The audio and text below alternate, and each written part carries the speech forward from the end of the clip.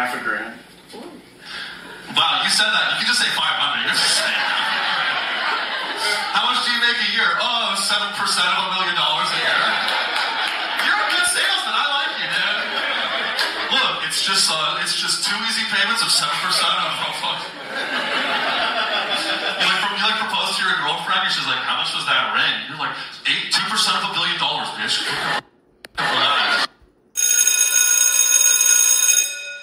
Good morning. It's Saturday, Wiker Saturday, June the 29th, and this is The True Conservative. Welcome to all the butchers, bakers, and candlestick makers out there. I'm Ron, your host, and the only true conservative in the United States today. So today, after the Serenity Prayer and the patriotic song of the day, we will have no free lunch, rules for radical conservatives, don't think of an elephant, rules for patriots, Bishop Barron, Ayn Rand, the 33 strategies of war, and the 10 books every conservative must read. All that and more when I get back.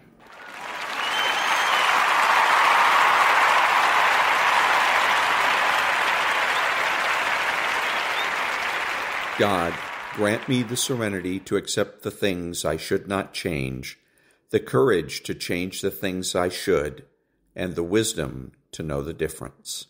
Amen.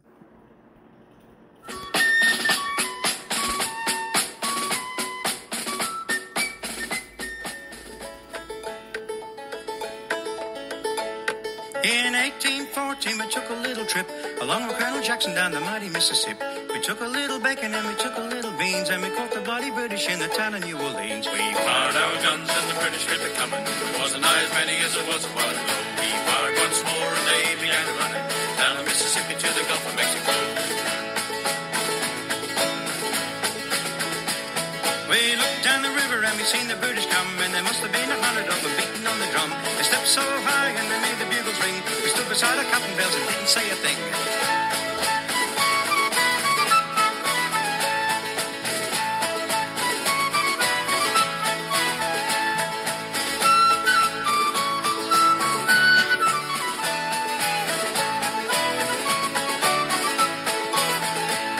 Oh, Hickory said we can take them by surprise. If we didn't fire a musket till we looked them in the eye. We held our fire till we see the faces well. Then we opened up a squirrel guns and really gave them hell. We fired our guns and the British kept it coming. There wasn't as many as there was a while ago. We fired once more and they began to run down the Mississippi to the Gulf of Mexico. Yeah, they ran through the briar and they ran through the bramble, and they ran through the bushes where a rabbit couldn't go. They ran so fast the hounds couldn't catch them down the Mississippi to the Gulf of Mexico. We fired our cannon till the barrel melted down, so we grabbed an alligator and we fought another round. We filled his head with cannonballs and powder these behind, and when we touched the powder off, the gator lost his mind. We fired our guns and the British kept it coming. There wasn't nigh as many as there was a while ago. We fired once more and they began to run down the Mississippi to the Gulf of Mexico.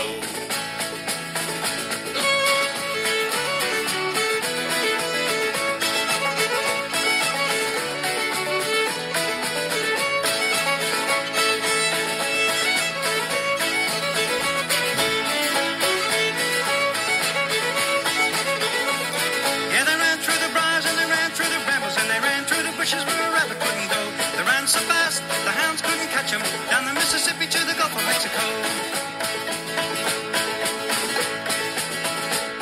In 1814, we took a little trip along with Colonel Jackson down the mighty Mississippi. We took a little bacon and we took a little beans, and we fought the bloody British in the town of New Orleans. We fired our guns and the British kept it coming. There wasn't nigh as many as there was a while ago. We fired once more and they began to run down the Mississippi to the Gulf of Mexico. We fired our guns and the British kept it coming. There wasn't nigh as many as there was a while ago. We fired once more and they began to run down the Mississippi to the Gulf of Mexico. Down the Mississippi to the Gulf of Mexico. Down the Mississippi to the Gulf of Mexico.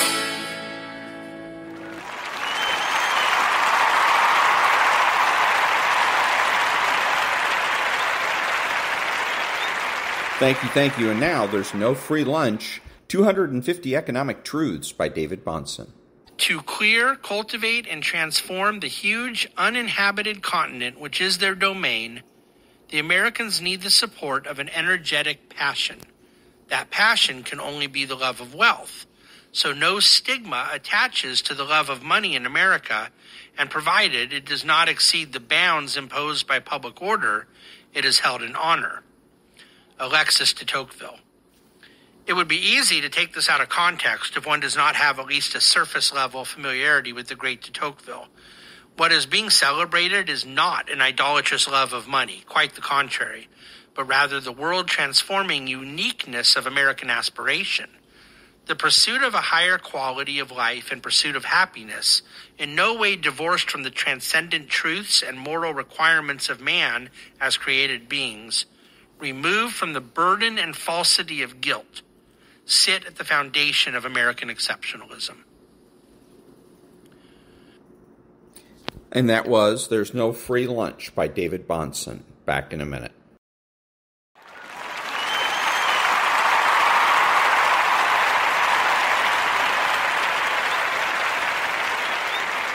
Thank you. And now, rules for radical conservatives. Sick of being force-fed mainstream media spin via the usual suspects in the New York Times and Washington Post? Then just turn the horse around and go right to its mouth. And check out the wealth of primary sources freely available at places like thesmokinggun.com, which specializes in arrest documents and other fun legal stuff. Poke around. As always on the net, a healthy dollop of skepticism is vitally needed, since it's easy to fake anything, including your own high school graduation pictures. But armed with your trusty BS detector, you should feel confident about taking the battle where no man had gone before, until Al Gore came along. The beauty of the internet is that it's all serendipity. You might go looking for something and find something else, very much different indeed, and fall in love with it. So get off your duffs, you couch potatoes. Put down that remote. Shut off your plasma flat-screen TV, waddle over to the computer, or just pick up your iPhone and get online. Sure, you might have to read a little, but that's the whole idea. Leave the bread and circuses to the chumps and suckers who wonder why their taxes are going up and why suddenly everybody on their block speaks Spanish and runs whenever the cop car drives by, and why everything you might want to do suddenly needs a very expensive permit. Educate yourself. Get the facts. The truth shall set you free. And then spread the word. Set up email lists and use them. The thing is, we're no longer interested in the old go-along, get-along political culture. The rigged poker game in which the two parties only pretend to compete, as long as they could fleece the marks, you, and divvy up the swag later. As the great Plunkett might have said, we're seeing our opportunities and we're taking them. So you'd better wise up, Janet Weiss. I realize most of you don't want to spend half your lives surfing the net and living in an alternative universe like I do.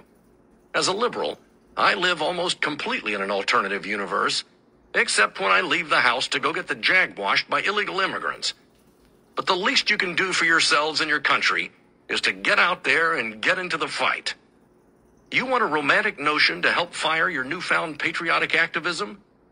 Then think of yourselves as Rick Blaine, the expatriate saloon keeper in Casablanca, who sticks his neck out for nobody, which is how he wound up isolated, loveless, and alone in one of the crummiest cities in North Africa.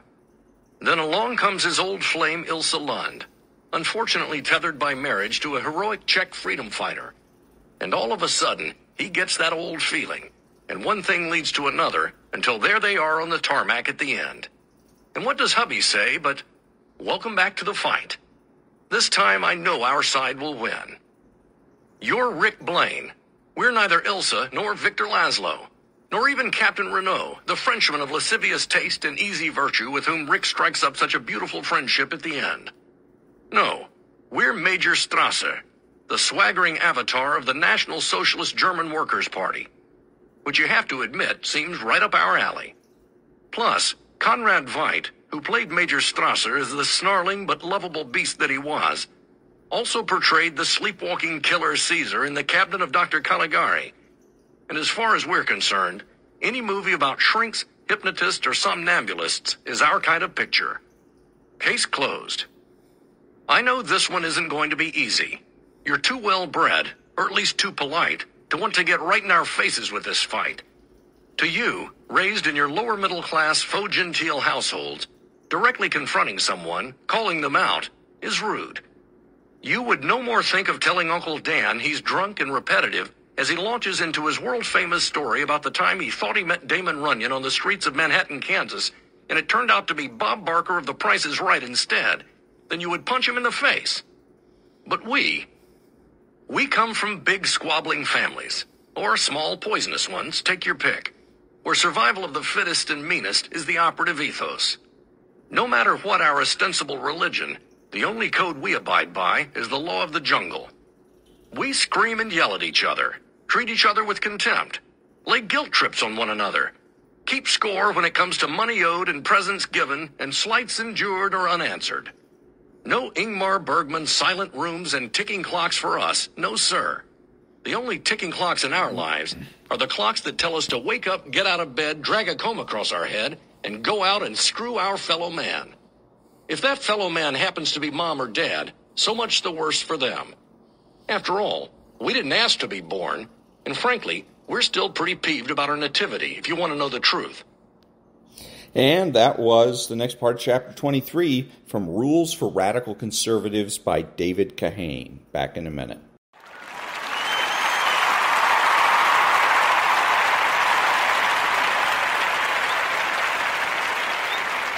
Thank you. And now we're back to Don't Think of an Elephant by Dr. George Lakoff, Chapter 2.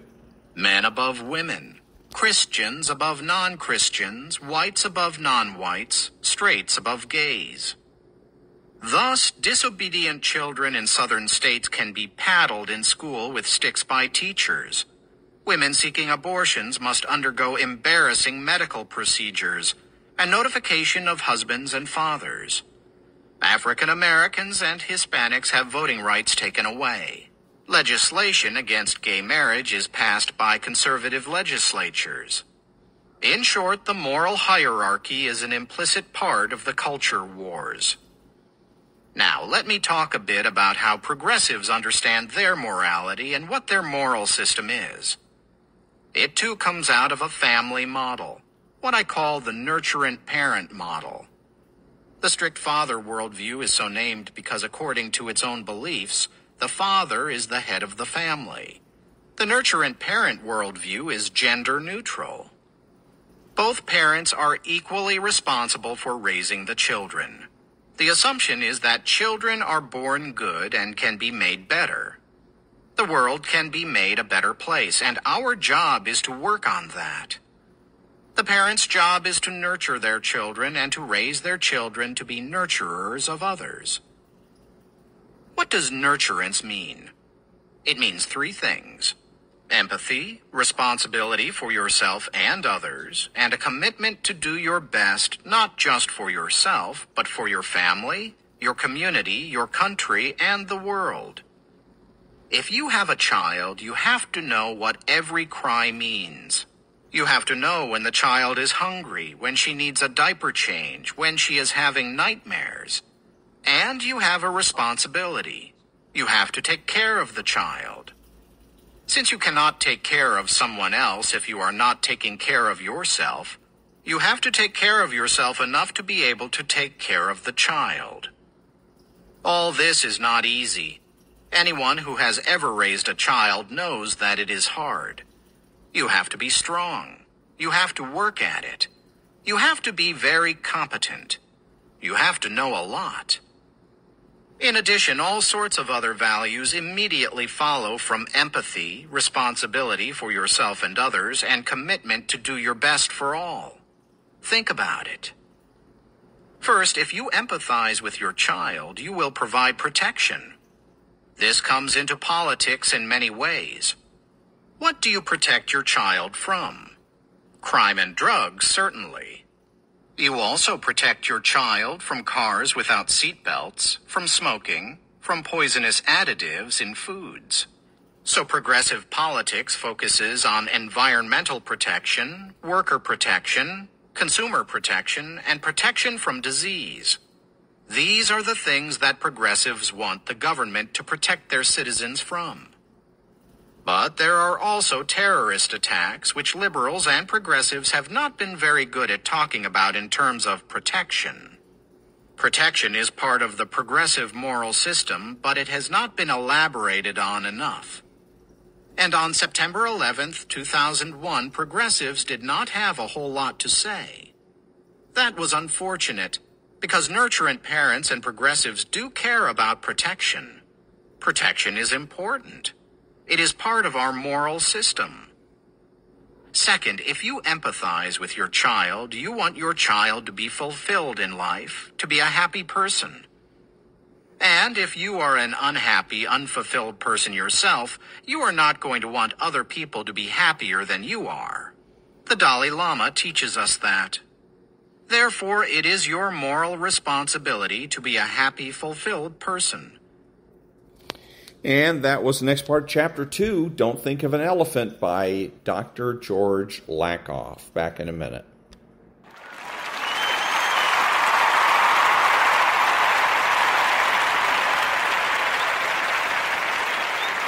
Thank you. Now, Rules for Patriots by Steve Deese. Tradition spurs action and innovation to build upon a foundation of success. On the other hand, nostalgia is a paralyzing force because it tempts you to keep trying to recreate the precise conditions that led to a specific past success. Often, that specific success was a moment in time, and the attempt to repeat it creates a myopic inflation of that success to the point it stalls progress towards a new era of success. Instead of moving forward, you keep trying to go back to the good old days. Right now, we are mired in nostalgia at the expense of our tradition. We are mired in nostalgia because our entire movement has been defined by one man's success, as opposed to the timeless traditions he fought for. As a result, every sort of Republican now claims Ronald Reagan as their legacy, even the absolute worst ones that might as well be Democrats. A pretty good rule of thumb is that if everybody can claim something, then nobody can. Yes, Reagan was a gifted man, and I've used several examples of that giftedness in this book, but that giftedness doesn't matter to us if it's not used to advance the principles we hold dear. There have been gifted people throughout history that used their gifts to do wicked and awful things. Why don't we celebrate them? Because what they stood for was wrong or evil. That's why. In other words, what they stood for overshadowed their giftedness. The same should be true of Reagan's positive legacy as well. While it's a testimony to his legacy that we still play clips of Reagan to defend our values today, it's also an indictment of how stale we are. At the time I was writing this book, I just turned 40 years old. When Reagan first ran for president in 1976, I was still eating paste in my boogers. When Reagan left the White House in 1989, I was in the 10th grade. The emerging generation of conservatives/libertarians behind me, they don't remember him at all. Al Gore had yet to invent the internet. Cell phones were a handheld monstrosity for the rich. There was no direct TV. We hadn't even invented those really cool frozen yogurt places where you buy in bulk depending on the amount of toppings you have. Heck, MTV was still playing music videos back then. You know how ancient the Macarena seems now? Well, when Reagan left office, the Macarena was still 8 years away from splitting our eardrums. And we still didn't know who let the dogs out either. The distance between 1989 and now is made even longer by how quickly information is transmitted with all our technology nowadays. When Reagan left office, we were just beginning the era of the 24-hour news cycle.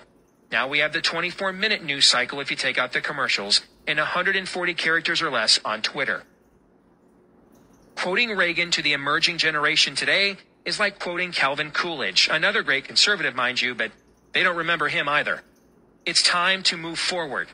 Now notice I didn't say move on, but move forward. Moving on either means forgetting the past or casting it aside. Moving forward means honoring it and then building on it. We don't need to return to the Reagan era any more than the Democrats need to return to the era of FDR. What we need to do is take the success Reagan had and build on it while at the same time learning from his failures. That's how you move forward. And yes, Reagan had failures. He wasn't a perfect angel that tiptoed through the raindrops without getting wet. That's nostalgia talking.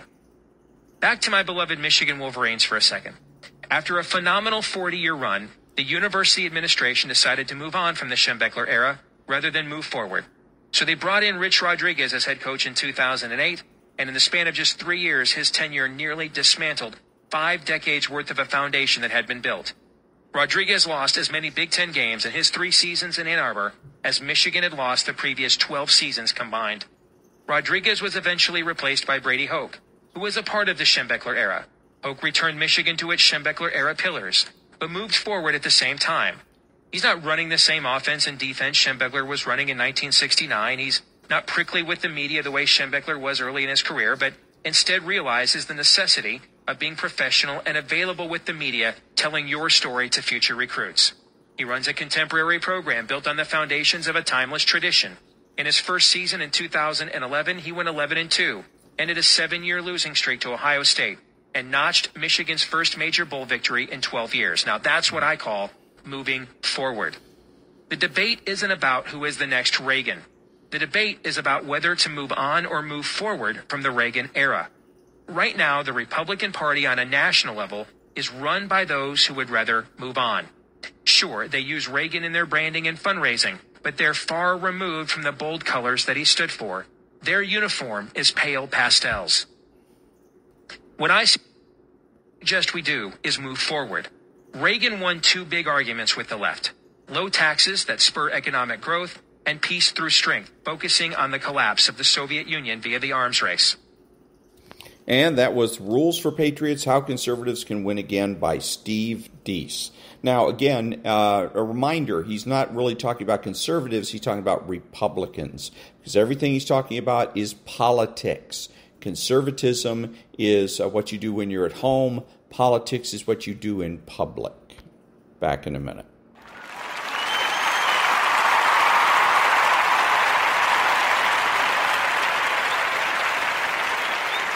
Thank you now, Bishop Robert Barron. Stop running away from the hound of heaven.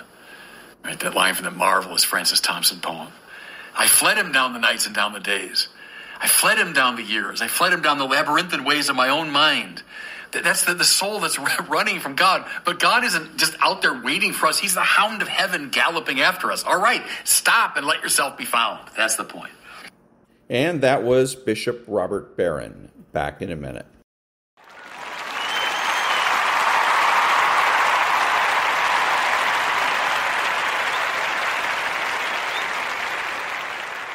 Thank you. And now the Ayn Rand thought of the day. Quote, "The deeper significance of the ecological crusade lies in the fact that it does expose a profound threat to mankind, though not in the sense its leaders allege. It exposes the ultimate motive of the collectivists, the naked essence of hatred for achievement, which means hatred for reason, for man, for life. In today's drugged orgy of boastful self-righteous swinishness, the masks are coming down, and you can hear all but explicit confessions of that hatred," unquote. And that was the Ayn Rand thought of the day. Back in a minute.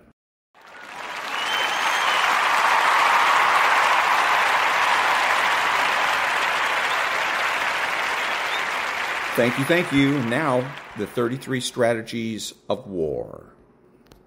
By Edmund Burke. Ambition can creep as well as soar. Keys to warfare.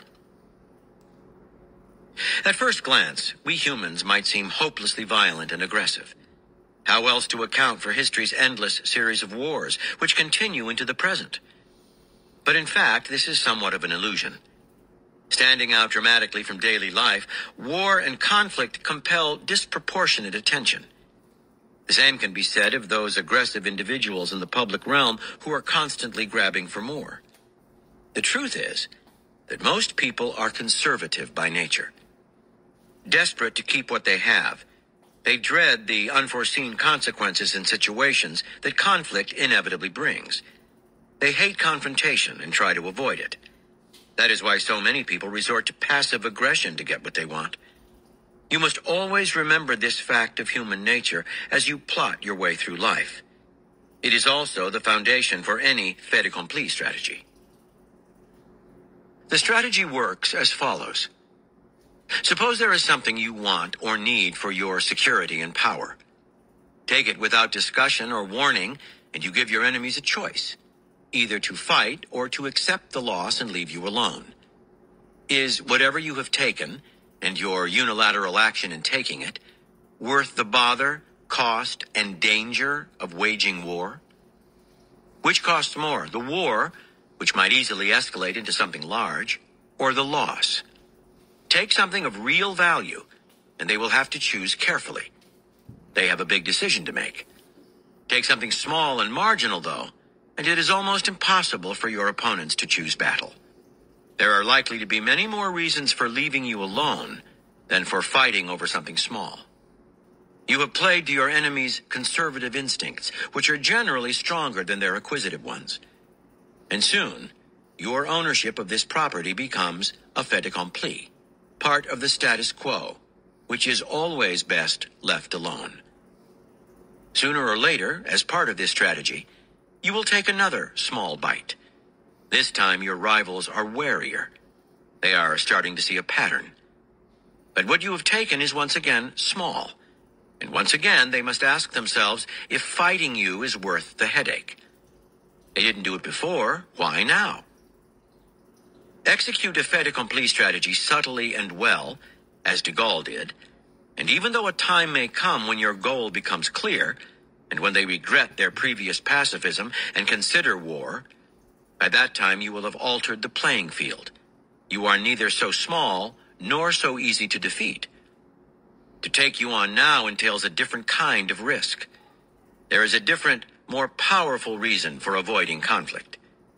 Only nibble at what you want, and you never spark enough anger, fear, or mistrust to make people overcome their natural reluctance to fight. Let enough time pass between bites, and you will also play to the shortness of people's attention spans. The key to the fait accompli strategy is to act fast and without discussion. If you reveal your intentions before taking action, you will open yourself to a slew of criticisms, analyses, and questions. How dare you think of taking that bite? Be happy with what you have. It is part of people's conservatism to prefer endless discussion to action. You must bypass this with a rapid seizure of your target. The discussion is foreclosed. No matter how small your bite, taking it also distinguishes you from the crowd and earns you respect and weight. And that was the 33 Strategies of War by Robert Greene. Back in a minute.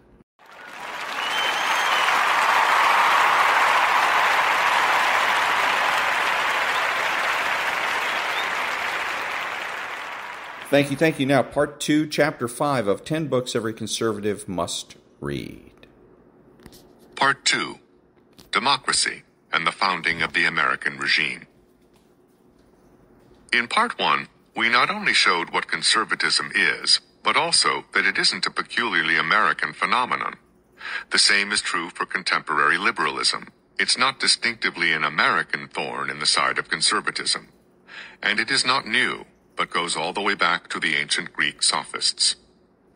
Now we go to 4 books that can help us understand the American situation more clearly, specifically the relationship of conservatism to modern democracy, the American founding, and the American character.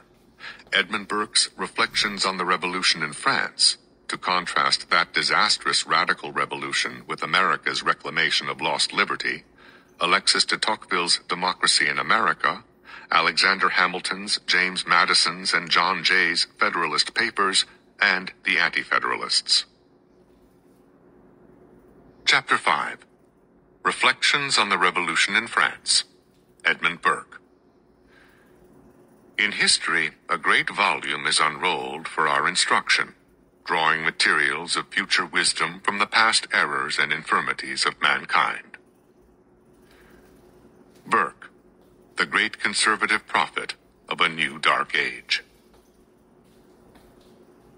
Edmund Burke was the most insightful politician of his time. Had his counsels been heeded, the British government would have understood that taxing the American colonists could lead only to disastrous rebellion. If he had had the ear of the French monarchy and nobility, he would have been the advocate of reform to stave off the looming revolution.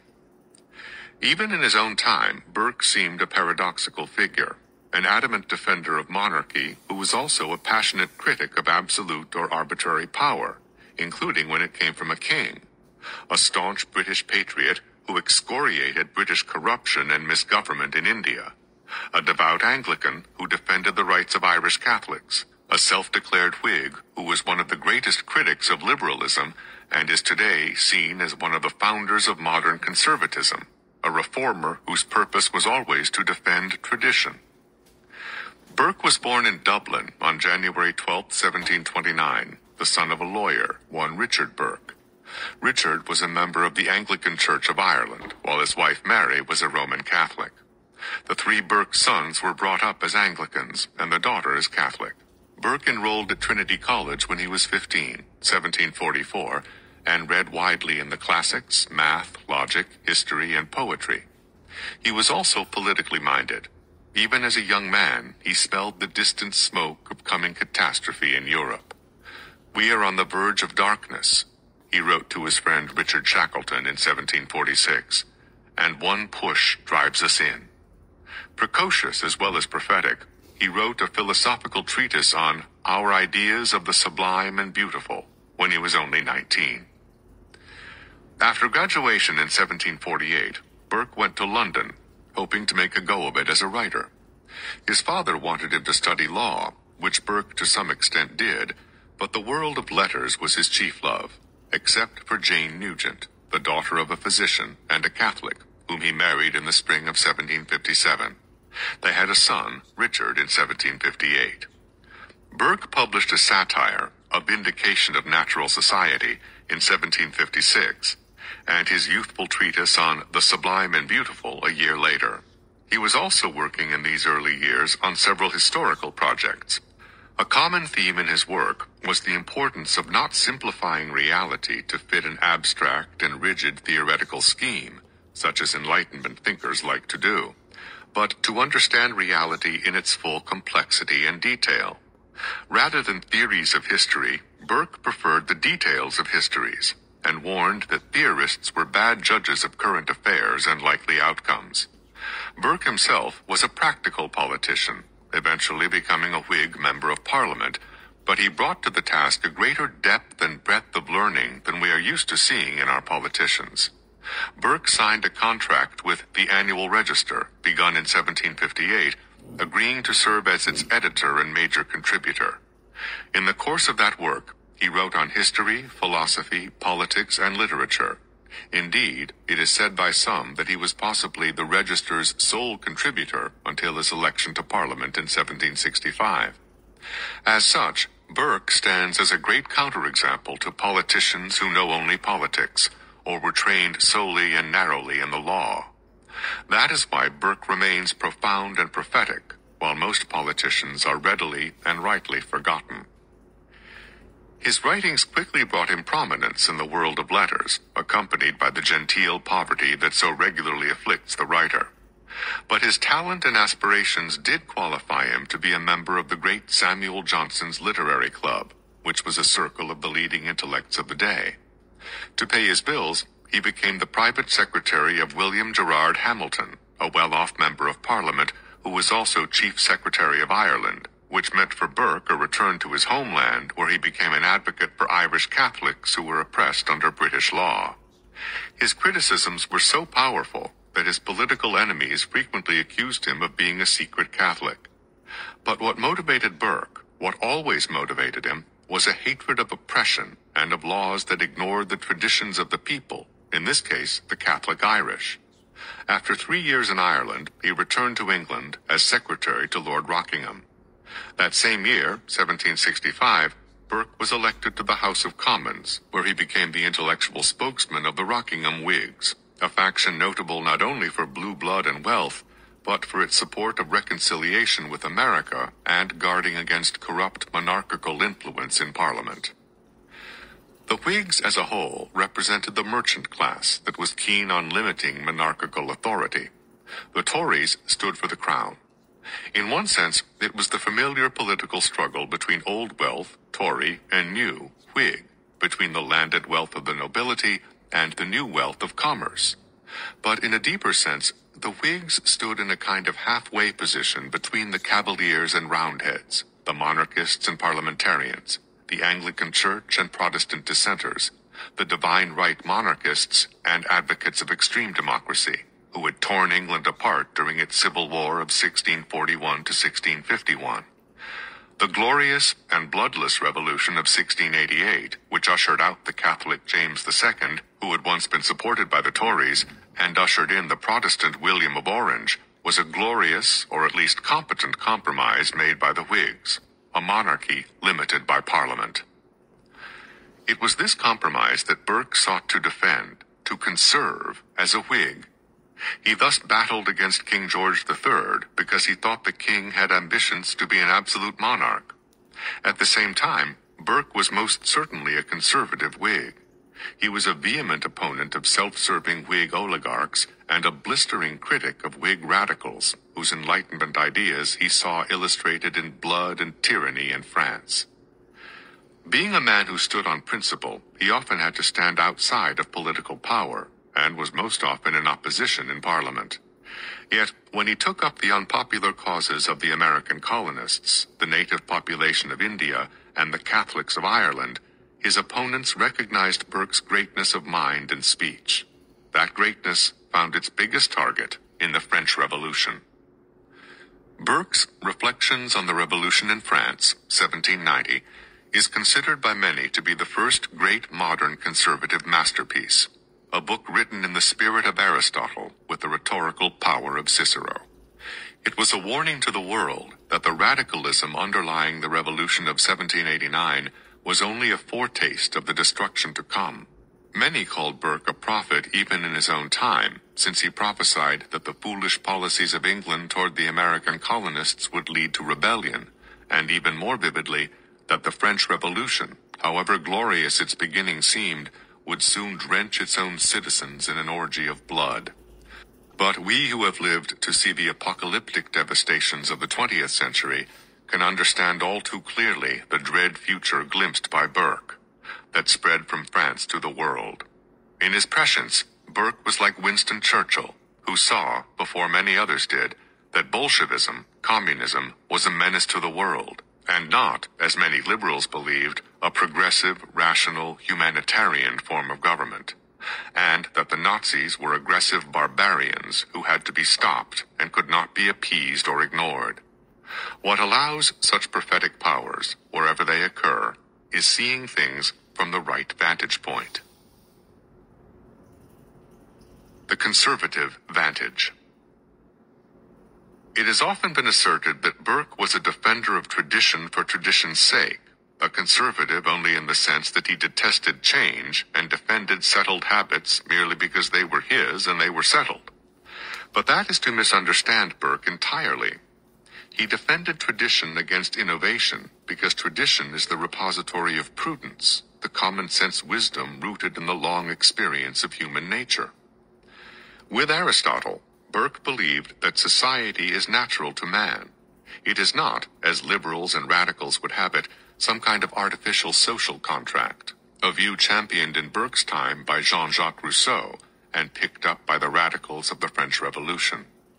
Against such views, Burke thundered, "Society is indeed a contract, but not a mere partnership agreement in trade or an agreement of abstract rights. Rather, it is a partnership in all science, a partnership in all art, a partnership in every virtue and in all perfection. As the ends of such a partnership cannot be obtained in many generations, it becomes a partnership not only between those who are living, but between those who are living, those who are dead, and those who are to be born. Each contract of each particular state is but a clause in the great primeval contract of eternal society, linking the lower with the higher natures, connecting the visible and invisible world, according to a fixed compact sanctioned by the inviolable oath which holds all physical and moral natures, each in their appointed place." We have here the essentially Aristotelian notion, repeated by Chesterton and Vogelin, that politics must be rooted in the whole human being, body and soul, and that the proper order of human affairs somehow represents the full reality of the cosmos, from the merest material elements to the most exalted spiritual elements.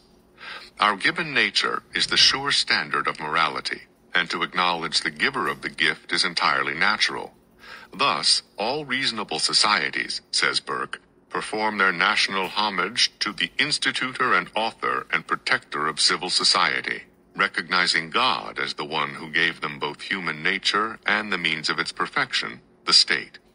As Aristotle argued, we are political animals, for society is the proper context of our perfection and happiness. And this brings us to the importance of particular traditions. For Burke, a nation, a state, or a people are particular things, with their own particular conditions, history, laws, traditions, customs, manners, and prejudices, and if these have endured for any length of time, they must have some grounding in human nature. The worst error, which the French revolutionaries made, is to damn all ancient institutions, manners, and customs because of their flaws, and to uproot and destroy a society and try to build an entirely new and perfect one from scratch. The Secular Revolution of the Philosophes. Burke calls the French Revolution a philosophic revolution, a satirical tag referring to the philosophes, the radical Enlightenment secularists like Voltaire and Diderot, who sought to replace traditional society, and most especially the Catholic Church, with a society based entirely on reason. The hostility to traditional Christianity, so evident among the French revolutionaries, came from their secular self-assurance. They had seen the light, hence the term Enlightenment, that Christianity was the chief superstitious obstacle to be overcome. The Enlightenment Gnostic spirit, as Vogelin later described it, animated the revolutionaries. They believed that they alone had a complete vision of the truth. As Burke said, the leaders of the legislative clubs and coffee houses are intoxicated with admiration at their own wisdom and ability. They speak with the most sovereign contempt of the rest of the world. One essential lesson that such secularist revolutionaries ignore, a lesson taught by both pagans such as Aristotle and Christians such as St. Augustine, is that the greatest problem is wickedness or sin, not social classes, not private property, not the lack of powerful technology, not the ignorance or inattention to mathematics, astronomy, chemistry, or physics. That is a lesson that history itself teaches. In Burke's words, "In history, a great volume is unrolled for our instruction, drawing the materials of future wisdom from the past errors and infirmities of mankind. History consists for the great part of the miseries brought upon the world by pride, ambition, avarice, revenge, lust, sedition, hypocrisy, ungoverned zeal, and all the train of disorderly appetites." These vices are found spread throughout humanity, in both male and female, in every time, every race, every social class, and every situation. Sin is the problem. The effects of these vices can be understood and in some way ameliorated, but they cannot be erased by man without destroying him, so deeply does the stain of sin go. Against this wisdom, the French revolutionaries declared presumptuously that they were founding a republic of virtue, and then proceeded to act with a viciousness that shocked the world. The ultimate source of that viciousness was their rejection of Christianity. For in rejecting Christianity, they rejected sin. In rejecting sin, they believed that the causes of human misery in history could be cured entirely by human effort. The source of the corruption in political life, so the Enlightened thought, was not in the soul, but in bad social institutions, in unjust social orders, and especially in a religion that held the doctrine of original sin. Destroy the social institutions, obliterate the social orders, annihilate Christianity, and construct by force an entirely rational secular order, and all problems that had plagued previous ages would magically disappear. Yet the rejection of sin by itself could not explain the revolution's furious destructive bent. What came with it was a spirit of profanation. For those who reject the sacred, nothing is sacred. Not the desecrated churches, not the guillotined priests and nuns, not the massacred women and children, not property, tradition, customs, manners, or laws. Nothing is holy. Anything may be destroyed for the sake of the revolutionary utopia.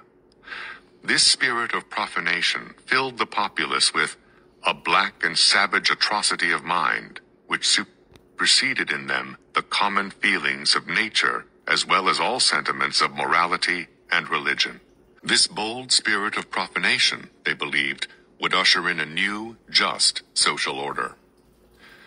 Instead, the people got Robespierre and the Reign of Terror, 1793 to 1794, ever more degrading social chaos, and then, to bring order out of mayhem, the dictator Napoleon, 1799, all of which were prophesied by Burke in his Reflections in 1790. Burke's visionary powers were not the result of some inner magical gift. They came from his respect for the lessons of history and the reality of human nature. They come, in short, from Burke's conservatism. The French Revolution is not something dead and gone. The same spirit ran through the devastations of Marxism. It is running now through secular liberalism. All of this keeps Burke's prophecies fresh, his analysis still painfully accurate. Only the characters and countries have changed. The preparation for revolution by the intelligentsia. One of the most fascinating aspects of Burke's analysis, one too often overlooked, is the kind of intellectual cultural preparation for revolution perpetrated by the Enlightenment intelligentsia in the decades leading up to the French Revolution. The literary cabal had some years ago formed something like a regular plan for the destruction of the Christian religion. This object they pursued with a degree of zeal which hitherto had been discovered only in the propagators of some system of piety. They were possessed with a spirit of proselytism in the most fanatical degree. The radical Enlightenment intelligentsia realized that to gain power, they must first gain control of the most important medium of opinion. To command that opinion, the first step is to establish a dominion over those who direct it. They contrived to possess themselves, with great method and perseverance, of all the avenues to literary fame. To this literary monopoly was joined an unremitting industry to blacken and discredit in every way, and by every means, all those who did not hold to their faction. A great part of their efforts were spent in retelling history, in such a way that the Christian religion was the single source of all misery and oppression. Priests were all crafty hypocrites preying on a superstitious population, and religion was the source of all wars and the great superstitious obstacle to human social and scientific progress. The parallels between the philosophes who ushered in the French Revolution and secular liberals today should be obvious. The domination of the media, the politically correct retelling of history, especially the desire to blacken and discredit traditional Christianity. All of this brings them to rake into the histories of former ages, which they have ransacked with a malignant and profligate industry, for every instance of oppression and persecution which has been made by that body, the clergy, or in its favor, in order to justify, upon very iniquitous, because very illogical, principles of retaliation, their own persecutions and their own cruelties. Again, we face the revolutionary's terrible simplifications. He looks for evil only in one class of men, not in himself or his own kind. His zealous but myopic search for that class's faults gives him the deep impression that he has found the source of evil. He is then easily convinced that the elimination of this class would bring the elimination of all evil, and any means that would bring about the elimination of all evil is justified in his mind. Now that the enemy has been identified, all that is needed to exterminate evil, so he thinks, is a concentration of power in the right hands, and the determination to eliminate the irredeemable classes, in the case of the French Revolution, the clergy and the nobility. The collapse and concentration of power into extreme democracy. The Reign of Terror, like the terrible atrocities committed by Hitler, Lenin, Stalin, Mao, and Pol Pot, is still largely misunderstood as an aberration of the high principles of the revolution, rather than, as Burke would argue, a fulfillment of them. How could liberté, égalité, fraternité turn so quickly into the bloodlust tyranny of the Jacobins? We have seen one cause. Enlightenment propaganda that all evil was located in the nobility and the church, and its implication that all virtue and goodness resided in the secular rationalists and the common people. It is no accident, then, that the terror was carried out by Maximilien de Robespierre, a disciple of Rousseau, and the poor working-class radicals, the sans-culottes, who had been primed by propaganda to destroy the nobles and the clergy. This reign of terror would still not have come about if power had not been radically centralized by the revolutionaries. The revolution not only dispensed with the monarchy, but it collapsed the three estates of the French government: the first estate, the clergy; the second estate, the nobility; and the third estate, the commoners, which ran from wealthy bourgeoisie to the workers, into one. The third estate, drawing all power and representation into itself, was renamed the National Constituent Assembly on July 9, 1789. The result was what Aristotle called extreme democracy, or what Burke calls a pure democracy.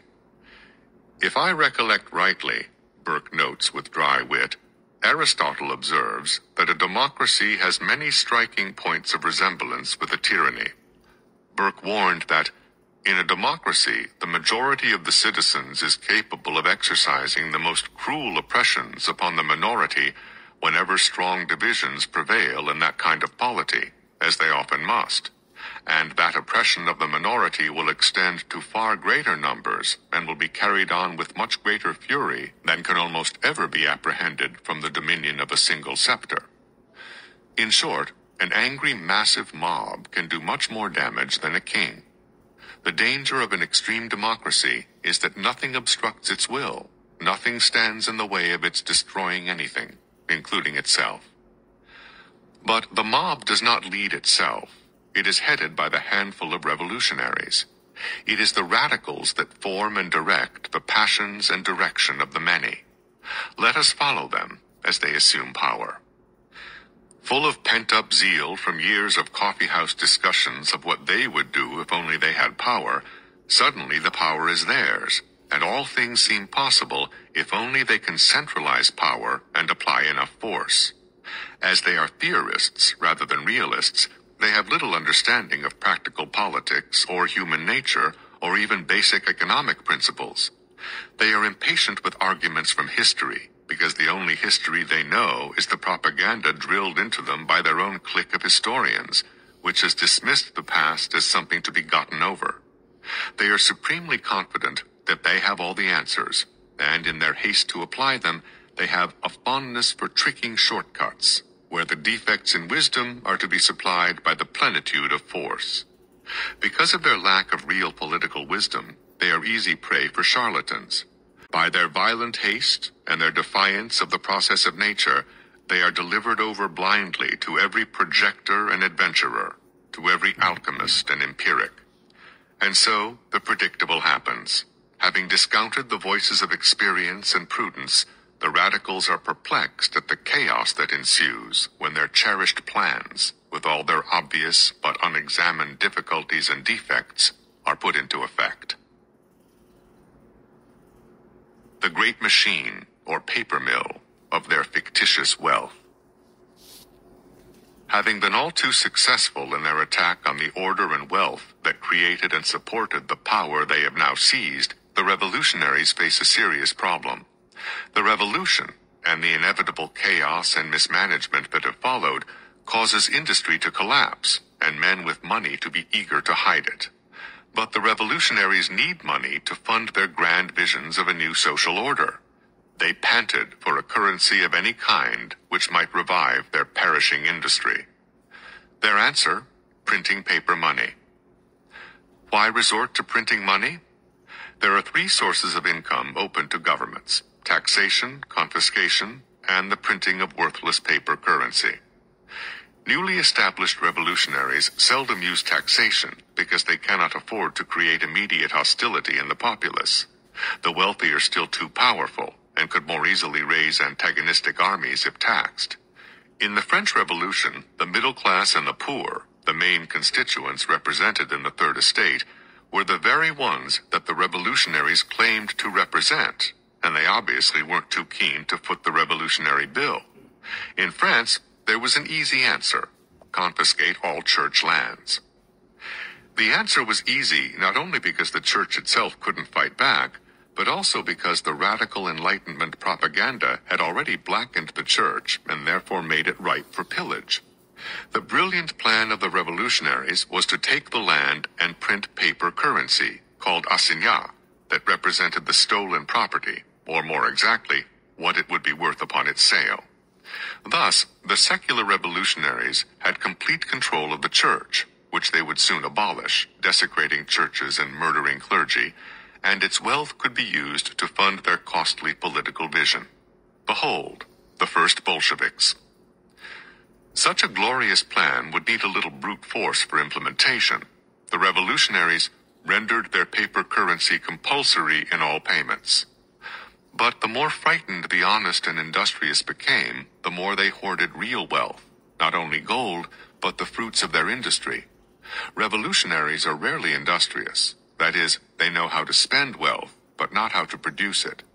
The result is that they try to spend their way out of the political crisis they have caused by printing even more paper currency to fill the gaps between the cost of their promises and their dwindling revenue.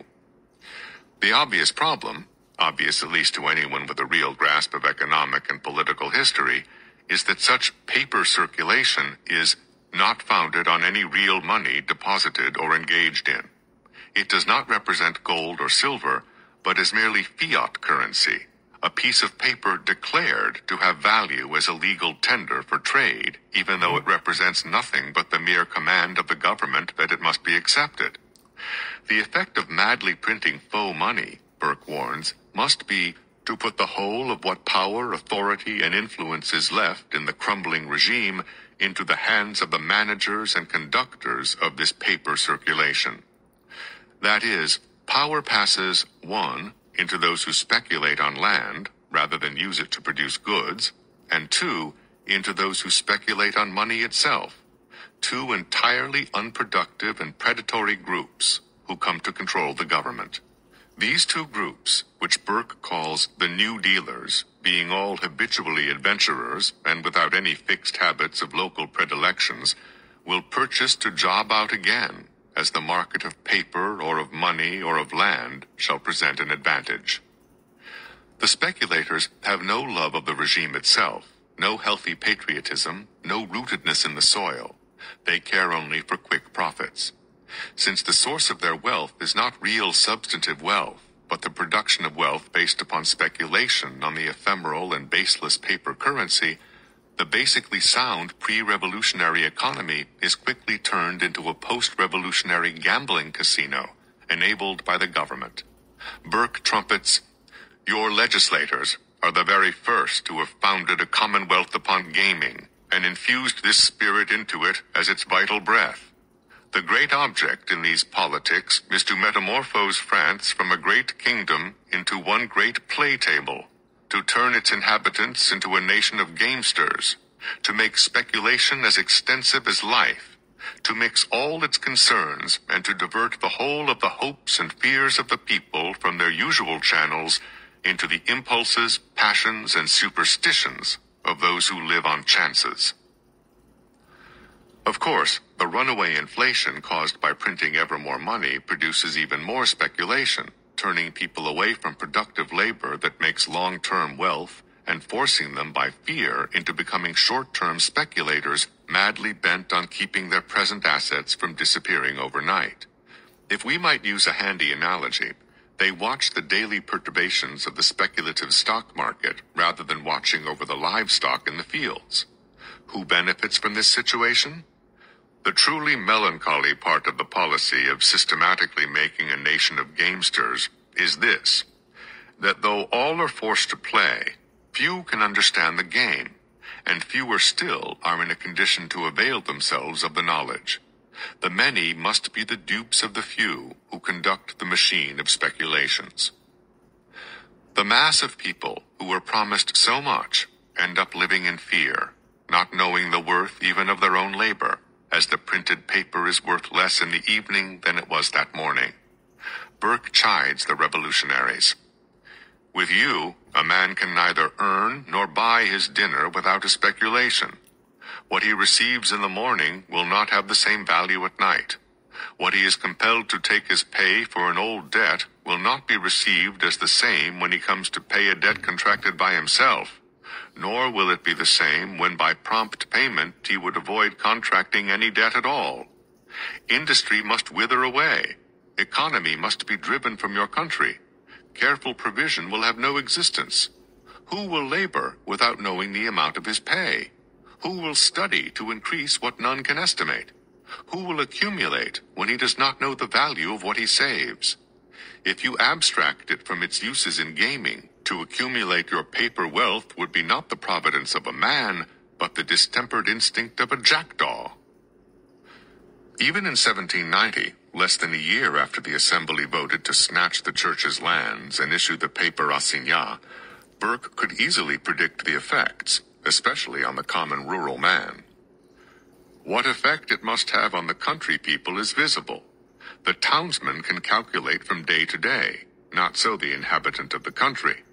When the peasant first brings his corn to market, the magistrate in the town obliges him to take the assignat at par.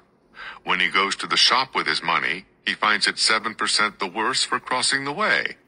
This market he will not readily resort to again. The townspeople, who need the food of the farmer, will be inflamed. They will force the country people to bring corn. Resistance will begin, and the murders of Paris and Saint-Denis may be renewed through all France. Those who control the money, but do not produce any of the basic goods related directly to the provision of food, clothing, heat, and shelter, will end up forcing those who do work to provide them with necessities. They must use force because the real producers realize that there is no selling their goods for a profit when they are paid in inflationary currency. The power that was promised to the people by the revolutionaries is soon used against them, as the ruling clique becomes ever more concentrated on the preservation of its own power and newfound privileges. And so, warned Burke, France will be wholly governed by the agitators and corporations, by societies in the towns formed of directors of assignats, and trustees for the sale of church lands, attorneys, agents, money jobbers, speculators, and adventurers, composing an ignoble oligarchy founded on the destruction of the crown, the church, the nobility, and the people. The Republic of Paris. The economic crisis brought on by the revolutionaries had the natural effect of concentrating power in a very few hands in the city of Paris. And this, I admit, is strongly connected with the principle of paper circulation and confiscation. The power of the city of Paris is evidently one great spring of all their policies. It is through the power of Paris, now become the center and focus of jobbing, that the leaders of this faction direct, or rather command, the whole legislative and the whole executive government. Under the old regime, there were still feudal divisions of power throughout France, but now power was concentrated at the capital. The revolutionaries abolished the old regional, local, feudal repositories of power and divided France into 83 pieces, regularly square, of 18 leagues by 18, a bit over 50 miles by 50 miles. These were called départements. They were further squared into geometrically perfect subunits, communes, and then cantons. They were wonderfully mathematically precise, but ignored the historical boundaries that had evolved naturally over the centuries. This didn't bother the revolutionaries, because the dusty past was to be discarded in favor of what was scientific and efficient. The revolutionaries believed that politics could be a science based on mathematics and physics, and this freed them to treat men as numbers, or as pieces on a squared political game board to be moved by the technocrats in Paris. This, of course, is utterly at odds with the conservatives' proper understanding of human nature and of natural law, and that political regimes are built upon local loyalties. As Burke wrote, "No man ever was attached by a sense of pride, partiality, or real affection to a description of square measurement. He never will glory in belonging to the checker number 71 or to any other badge ticket. We begin our public affection in our families. No cold relation is a zealous citizen. We pass on to our neighborhoods and our habitual provincial connections. These are our inns and resting places. Such divisions of our country as have been formed by habit and not by sudden jerk of authority were so many little images of the great country in which the heart found something which it could fill. The love to the whole is not extinguished by this subordinate partiality. Those local enclaves of affection, intermediate institutions we might call them, are precisely what the revolution destroys. Centralized power advances as local attachments are dissolved, as families are broken apart, as neighborhoods and counties become ever more dependent on the distant government, either through fear or funding. An antipathy to regional loyalties, local government, the authority of the church, and the authority, integrity, and rights and responsibilities of families, in short, to anything that stands between the individual and the state, runs through the French Revolution, every Marxist revolution, and the liberalism of our own time. France had been a great kingdom. It had turned itself into a charnel house. Burke concluded, "No common folly, no vulgar incapacity, no ordinary official negligence, even no official crime, no corruption, no peculation, hardly any direct hostility which we have seen in the modern world could in so short a time have made so complete an overthrow of the finances and with them of the strength of a great kingdom." He then quotes Cicero, "Cedo qui vestram republicam tantam amisistis tam cito." Tell me, how did you lose a republic as great as yours so quickly? It's a question our children might someday ask us. And that was part 2 of the 10 books every conservative must read, and it's by Edmund Burke about the French Revolution. Back in a minute.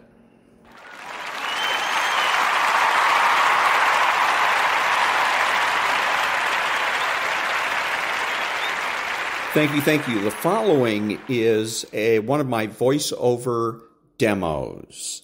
If you're a voiceover artist and you would like to advertise one of your demos on my podcast, please send an MP3 to thedrill12, all one word, at gmail.com. That's thedrill12 at gmail.com. Back in a minute. Americans love scenery. We want to see it all, from one coast to the next, Mount Rushmore down to the Everglades. So hop into a Chevy Malibu and take the scenic route. It's the car you knew America could build. There's a place where people count on friendships they can trace back generations, where they can count on the same stool at the coffee shop waiting for them every morning. This place is called Glen Ellen, and you can find it in every bottle of Glen Ellen wine. This is craft brewed Herman Joseph's, the smoothest, easiest drinking specialty beer in the entire solar system. And I believe you'll find drinkable in the dictionary right after don't order a beer you can't drink. Zoingo! Boingo! The freestyle pogo with more boing, more bounce. Bounce further, bounce higher with Zoingo Boingo. To see what makes Arrowhead Mountain Spring water different from those other waters, you have to go back to the source. And with Arrowhead, that means going back a little farther and longer than most. Between security challenged and security strengthened, there's one important word: how. And it is the how that makes all the difference to our nation and our world. Lockheed Martin. We never forget who we're working for. What makes Kraft Singles so good? 2 out of every 3 kids don't get the recommended amount of calcium.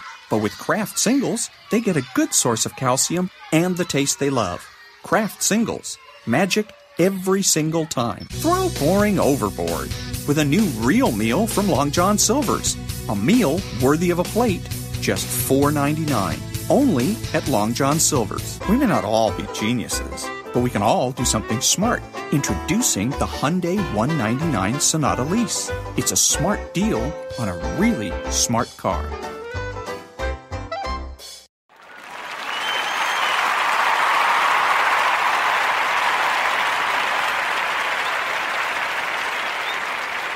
This is Ron, your host, the only true conservative in the United States today, bidding adios to all the butchers, bakers, and candlestick makers out there, and reminding you that you are not neutral and that the government has no rights.